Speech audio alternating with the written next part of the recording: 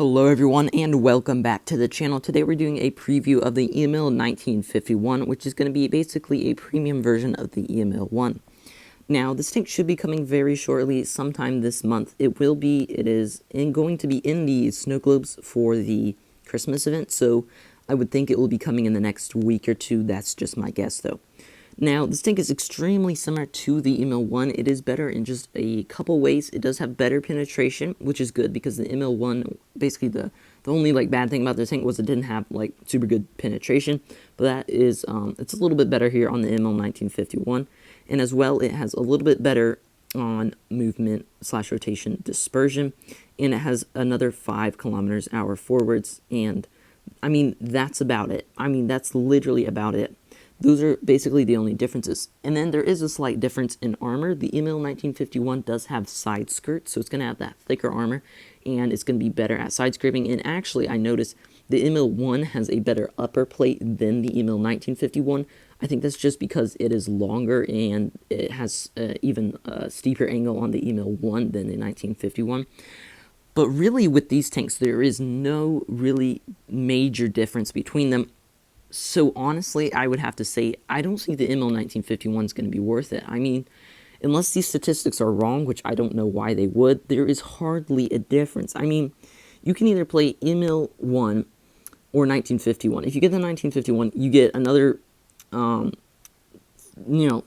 tiny bit of penetration and a tiny bit better, unnoticeable better on movement and rotation, dispersion, and 5 km/h forwards. The biggest difference is 5 km/h forwards, and that is a very small difference. I mean, for how much this thing is going to cost to get, probably, I would say it's probably not worth it. I mean, I don't know what Wargaming is going to put these in. If they put them in crates, obviously that is not worth it just because they're crates, and honestly, even, it's just not worth it for the tank.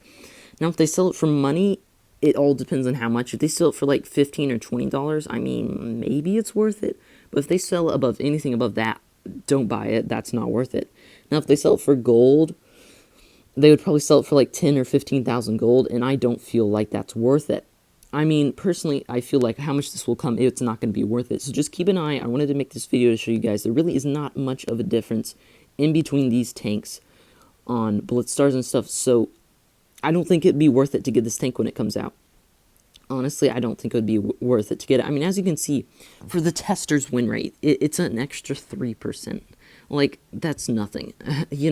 I feel like this tank is really not going to be worth it. Now, I feel like Wargaming had a difficult thing. So they wanted to add a premium with the European tech tree for the European. And they wanted to do a tier 1 A1 because that's generally, where you pay your premiums. Now, they're going to obviously base it off the Emil 1. But they can either make it completely broken, and then all the Emil 1 is going to be useless, and people are going to get angry at that. Or they can make it worse, and then obviously people are going to get angry, and nobody's going to buy it. So they just made it just enough better, or I think people will still buy it.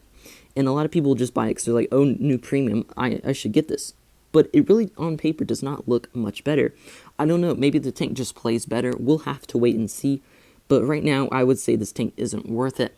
And obviously, the Emil 1 is completely broken right now. I don't really see much of a reason why you would need a premium version of it. I mean, it's already a extremely, extremely overpowered tank. So, yeah, that's just my thoughts. Tell me your thoughts down below in the comments. And thank you all for watching, and I'll see you in the next one. Bye.